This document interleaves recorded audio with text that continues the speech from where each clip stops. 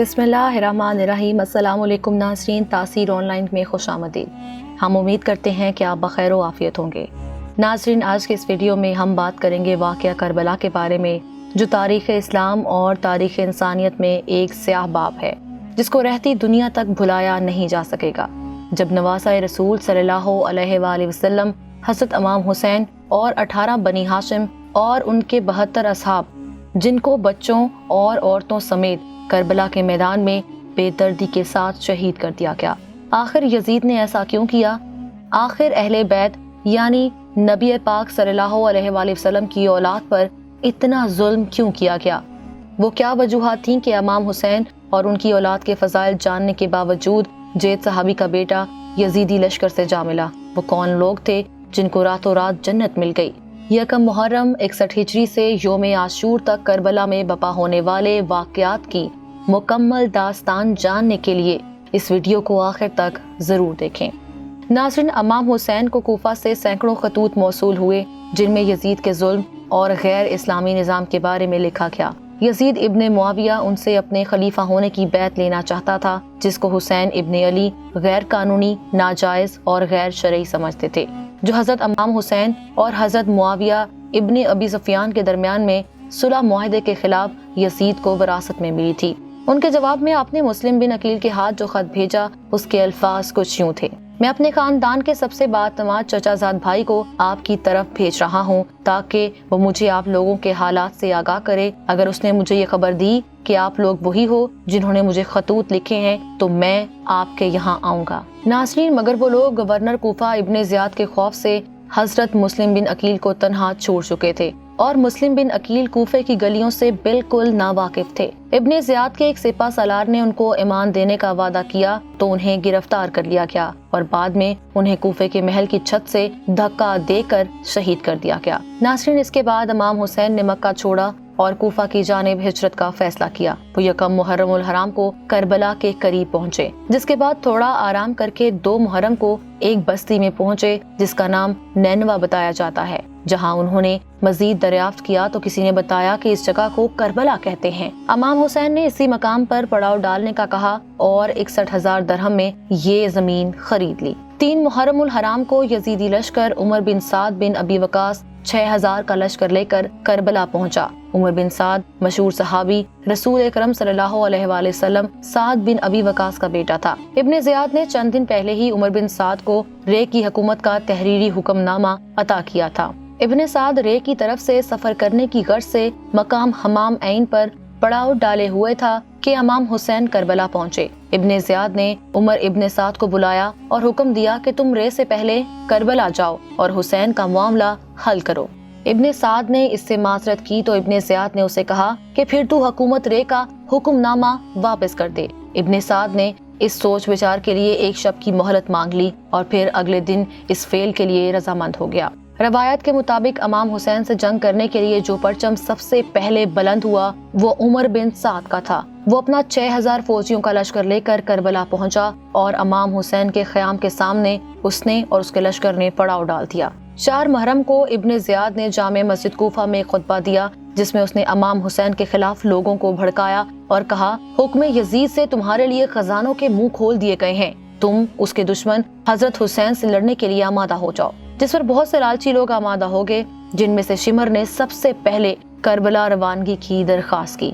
चुनाचे शिमर को 4,000, इब्न रकाब को 2,000, हुसैन बिन नुमैर को 4,000, इब्न रीना को 3,000 और इब्न खरशा को 2,000 के लश्कर देकर करबला रवाना कर दिया गया। 5 और 6 मुहर्रम उल हराम को मजीद बहुत से छोटे बड़े यजीदी लश्कर करबला जमा होते रहे, जिसके बाद इब्न ज़ियाद ने उमर बिन साद को खत लिखा कि अब तक मैं 70,000 का लश्कर भेज चुका हूँ। मेरा खत पाते ही इमाम हुसैन पर पानी बंद कर दे और जल्द अज जल्द जंग शुरू कर दी जाए और इमाम हुसैन को शहीद कर दिया जाए। 7 मुहर्रम उल हराम को उमर बिन साद के हुक्म पर 4,000 का लश्कर नहर फरात पर इसलिए मुकर्रर कर दिया गया कि इमाम हुसैन के खेमे तक पानी ना पहुंचने पाए, जिसके बाद पानी की बंदिश कर दी गई। इमाम हुसैन के खेमे में जखीरा शुदा पानी 6 मुहर्रम की रात और रेगिस्तान की शदीद गर्मी में खत्म हो चुका था। पूरा 7वां दिन और अगली रात बच्चों ने पानी के लिए रोते हुए गुजारी। محرم کے 8ویں دن امام حسین کے بھائی شہنشاہ وفا ثانی حیدر کرار قمر بن ہاشم صاحبزادہ حضرت علی حضرت غازی عباس علمدار نے کئی مقامات پر ایک کے بعد ایک کنواں کھودنے کی کوشش کی۔ بدقسمتی سے انہیں ہر جگہ ٹھوس چٹان کی چادر کا سامنا کرنا پڑا، جس سے امام حسین کے خیموں میں سے پیاسے بچوں اور عورتوں کے پانی فراہم کرنے کی امید ٹوٹ گئی۔ 8 محرم الحرام کو عمر بن سعد نے پیغام بھیجا کہ یزید کی بیعت کر لے یا پھر جنگ کے لیے تیار ہو جائیں، جس کا حضرت امام حسین نے جواب دیا، میں یزید کے ساتھ بیعت کا اعلان کرنے کی بجائے اپنی جان قربان کرنا چاہوں گا۔ ایسا شخص جو ظالم ہے، دنیاوی لذتوں میں ڈوبا ہوا ہے، احکام الہی کی بے رحمی سے خلاف ورزی کرتا ہے اور کھلے دربار میں پیغمبر صلی اللہ علیہ وآلہ وسلم کا مذاق اڑاتا ہے، میں یہاں سے دور جانے کو ترجیح دوں گا، لیکن اگر میں مجبور ہوں تو میں کسی منافق اور عامر کی دھمکیوں کے سامنے سر تسلیم خم نہیں کروں گا۔ اس کے بعد شمر، جو کہ یزیدی فوج کا ایک کمانڈر تھا، اس کا تعلق بنی کلب سے تھا، وہ حضرت علی کی دوسری بیوی حضرت ام البنین کا رشتہ دار تھا، اس نے حضرت عباس کے خیمے کے نزدیک آ کر کہا، عباس، عبداللہ، جعفر اور عثمان، میں رشتے میں تمہارا ماموں لگتا ہوں، اگر تم حضرت امام حسین کا ساتھ چھوڑ دو تو میں تمہیں بچا لوں گا۔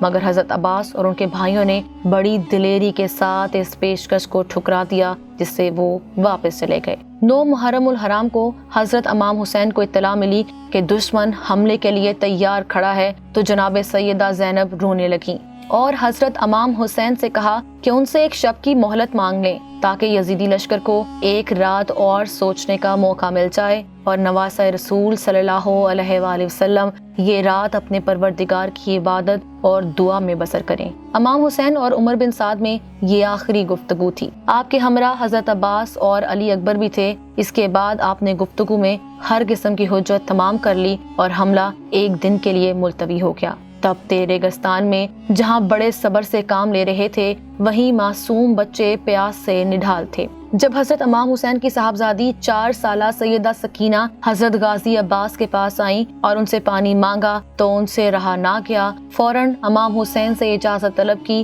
مشک و علم تھاما اور دریائے فرات کی جانب روانہ ہو گئے۔ فرات پر پہنچ کر انہوں نے مشکیزے میں پانی بھرا اور اپنا گھوڑا خیموں کی طرف واپس لے جانے لگے کہ یزیدی فوج کے کئی سپاہیوں نے یکبار حملہ کر دیا اور آپ کے دونوں ہاتھوں کو قلم کر دیا، مگر انہوں نے مشکیزے کو اپنے دانتوں سے پکڑ کر خیمے تک پہنچانے کی کوشش کی، مگر ان ظالموں نے مشکیزے پر تیر مار کر پانی ضائع کر دیا۔ اس کے بعد آپ پر تیروں کی برسات کی گئی، جس کے باعث آپ شدید زخمی ہو گئے اور اپنے گھوڑے سے گر گئے۔ اتنے میں حکم بن طفیل تائی نے ایک گرز آپ کے سر پر مارا اور آپ کو شہید کر دیا۔ حضرت عباس سے امام حسین کو نہایت محبت تھی۔ ان کے شہید ہو جانے کے بعد آپ بہت روئے۔ اس کے بعد جب رات کی تاریکی ہوئی تو امام حسین نے اپنے رفقا کو بلایا اور ان سے مخاطب ہو کر کہا، میں کسی کے ساتھیوں کو اپنے ساتھیوں سے زیادہ وفادار اور بہتر نہیں سمجھتا۔ اللہ تعالیٰ تم سب کو میری طرف سے جزائے خیر عطا کرے۔ اگر تم میں سے کوئی جانا چاہتا ہے تو رات کی تاریکی میں چلا جائے، بے شک یہ لوگ میرے ہی قتل کے طالب ہیں۔ جب مجھے قتل کریں گے تو پھر کسی اور کو ان کی طلب نہیں ہوگی، ان کو طلب نہیں ہوگی۔ اور انہوں نے روشنی ختم کر دی تاکہ اگر کوئی جانا چاہے تو چلا جائے، مگر امام حسین کے اصحاب اپنے جذبات کا اظہار کرتے ہوئے عرض گزار ہوئے، اے نواسہ رسول صلی اللہ علیہ وآلہ وسلم، ہم آپ پر اپنی جانیں قربان کر دیں، ہم اپنی آخری سانس تک آپ کا دفاع کریں گے۔ جب ہم قتل ہو جائیں گے تو سمجھیں گے کہ ہم نے اپنا فرض ادا کر دیا۔ 10 محرم الحرام کو سورج طلوع ہوا تو یزیدی فوج کا ایک اہم کمانڈر اپنے بھائی اور بیٹے سمیت ظالم یزیدی فوج چھوڑ کر امام حسین کے لشکر میں شامل ہو گیا۔ کیونکہ وہ جان گیا تھا کہ کون حق پر ہے، اس نے امام حسین کی خدمت میں پیش ہو کر معافی طلب کی، جس کو انہوں نے قبول فرما لیا۔ فجر کا وقت ہوا تھا اور امام حسین امامت کروا رہے تھے کہ اتنے میں یزیدی فوج نے تیروں کی برسات کر دی اور حضرت امام حسین کے بہت سارے ساتھی شہید ہو گئے اور ایسے ہی جنگ کا آغاز ہو گیا۔ امام حسین سے اجازت لے کر غازیان اسلام میدان میں جاتے اور شہید ہوتے رہے۔ آپ سب سے پہلے میدان میں خود جانا چاہتے تھے، مگر ان کے ساتھیوں اور اہل بیت کے اصرار پر وہ رک گئے۔ ایک ایک کر کے تمام جانثار آپ پر جانیں قربان کرتے گئے۔ حضرت علی اصغر پیاس سے بل بلا رہے تھے، آپ نے ان کو گود میں لیا اور باہر آ گئے۔ عرب کی روایات کے مطابق آپ نے بآواز بلند اپنا تعارف کروایا۔ اہل بیت اور اصحاب شہید ہو چکے تھے۔ اس وقت بھی آپ کو فکر تھی کہ آپ کے نانا کی امت جہنم سے بچ جائے اور آپ کا خون بہا کر گناہ کبیرہ کا ارتکاب نہ کرے۔ آپ نے فرمایا، میں حسین ابن علی ہوں، اللہ کے نبی حضرت محمد مصطفیٰ صلی اللہ علیہ وآلہ وسلم کا نواسا اور فاطمہ کا بیٹا ہوں، کیوں مجھے قتل کر کے جہنم خریدتے ہو؟ دیکھو یہ 6 ماہ کا بچہ میرا بیٹا علی اصغر پیاس سے تڑپ رہا ہے، ظلم اور گناہ کا راستہ ترک کر دو۔ آپ نے حضرت علی اصغر کو اپنے بازوؤں میں لے کر ہوا میں بلند کیا، تب ایک 2 منہ والا تیر حضرت علی اصغر کے حلق میں لگا اور سوکھا گلا خون سے تر ہو گیا۔ راوی لکھتا ہے کہ ہرملہ نامی تیر انداز نے حضرت علی اصغر پر تیر چلایا اور وہ تیر عام تیروں سے بہت بڑا اور 2 منہوں والا تھا۔ عموماً اس طرح کے تیر جنگوں میں گھوڑوں یا جنگلوں میں جانوروں کو مارنے کے لیے استعمال ہوتے تھے۔ حضرت امام حسین جناب علی اصغر کے چھوٹے سے لاشے کو لے کر خیموں کی طرف واپس آئے۔ آپ کے بازو اور کرتا حضرت علی اصغر کے خون سے سرخ تھا۔ حضرت امام حسین شدید غمزدہ تھے۔ نماز عصر کا وقت ہو چکا تھا۔ آپ نے ریت سے تیمم کیا اور نماز عصر کے لیے کھڑے ہو گئے اور یزیدی فوج نے ان پر تیروں کی برسات کر دی اور آپ شدید زخمی ہو گئے، مگر اس کے باوجود بھی انہوں نے نماز کو جاری رکھا۔ مگر جب وہ سجدے میں گئے تو شمر بن ذی الجوش ملعون نے ان پر تلوار سے وار کیا اور امام حسین کا سر تن سے جدا کر دیا اور اس کو نیزے پر بلند کر دیا۔ حضرت زینب یہ سارا منظر دیکھ رہی تھی۔ خیموں سے بیبیوں کی رونے کی آواز آئی تو یزیدی فوج نے خیموں کو آگ لگا دی۔ خواتین کی بے حرمتی کی گئی، سب کو قیدی بنا کر یزید کے دربار میں پیش کیا گیا۔ حضرت امام حسین کے فرزند حضرت زین العابدین جو کہ واقعہ کربلا کے دوران شدید علیل تھے اور وہ جنگ میں شریک نہیں تھے، حضرت زینب نے ان کو اپنے کندھوں پر سوار کر کے کربلا سے شام کا سفر بیڑیوں میں کیا۔ بی بی زینب نے یزید کے دربار میں ایک یادگار خطبہ دیا۔ آپ نے یزید کو کہا کہ تو ساری طاقت بھی لگا دے تو میرے نانا کے دین کو نہیں مٹا سکے گا، اسلام اور ہمارا نام قیامت تک رہے گا، اور ایسا ہی ہوا۔ ناظرین، آج یزید کا نام لیوا کوئی نہیں اور شہدائے کربلا کے مزارات 1400 سال بعد بھی آباد ہیں۔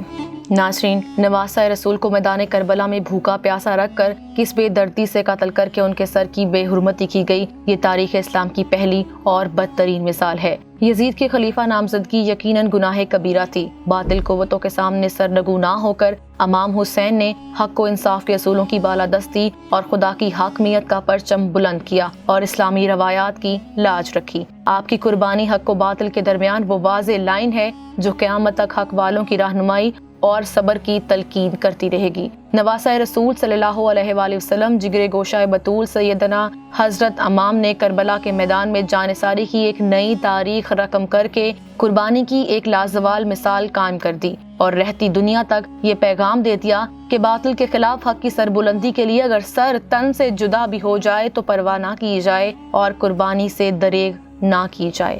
قتل حسین اصل میں مرگ یزید ہے، اسلام زندہ ہوتا ہے ہر کربلا کے بعد۔